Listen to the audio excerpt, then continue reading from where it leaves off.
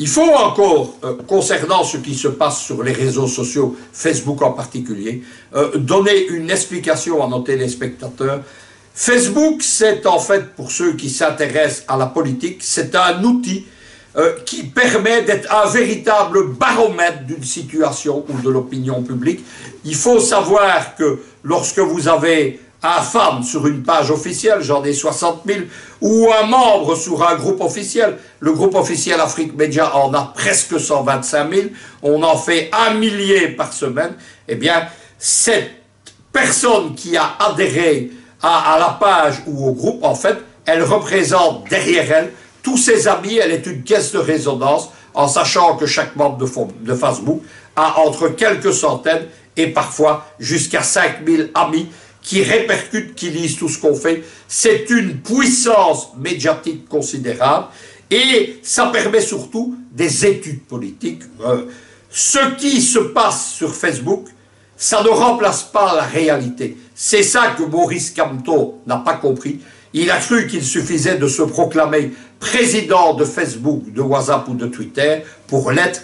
Ce qui se passe sur Facebook n'a de valeur que lorsque cela reflète une réalité dans la société normale, dans les médias normaux, dans une société civile d'un pays donné. Face aux attaques contre Afrique Média, il ne faut pas s'en cacher. Il y a un petit pourcentage des téléspectateurs qui critiquent la chaîne, environ 5%. Ce sont des gens fanatiques. Leurs arguments, ce n'est pas de la réflexion ou de la discussion, c'est de l'injure, de l'insulte, parfois la plus basse et la plus répugnante. Je le dis tout de suite, je ne discute pas avec ces gens-là, je les bannis, mais il faut quand même savoir qu'il n'y a pas d'arguments exposés. Face à cela, il y a un soutien massif du public, et Afrique Média est en train de conquérir de nouvelles parts de marché. Des Camerounais qui nous disent « Nous avons compris, vous nous avez dit depuis longtemps la vérité », qui me disent « Vous aviez annoncé ce qui allait se passer, nous y sommes ». Il y a aussi beaucoup de Camerounais qui m'écrivent « Je n'ai pas voté Paul Biya, je ne soutiendrai jamais Paul Biya en raison de la situation sociale au pays, mais je ne peux pas accepter les manœuvres, la politique du pire ». Ces gens-là, c'est un nouveau public qui arrive vers Afrique Média, ou un public qui est en reconquête, et il faut dire quelque chose, il représente plus de 150% de ces partisans de Kamto ou de l'opposition qui critiquent Afrique Média.